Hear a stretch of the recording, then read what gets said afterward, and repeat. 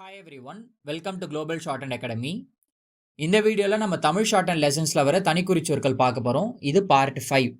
இந்த பார்ட் 5ல் ரெண்டு வார்த்தைகளுக்கு தான் வந்து எப்படி ஷார்ட்டாக எழுதுறது அப்படின்றத பார்க்க போகிறோம். அதில் ஃபஸ்ட்டு வார்த்தை சுவாதீனம்.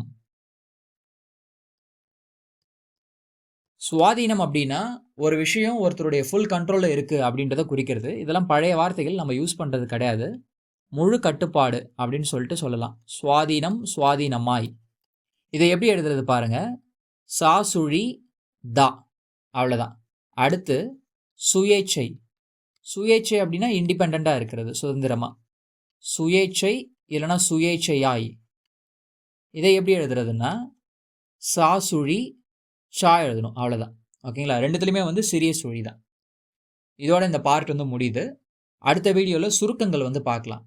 ஓகேங்களா? இது வரைக்கும் 5 பார்ட் வந்து தனிக்குறிச்சொற்கள் வந்து பார்த்துருக்கோம்.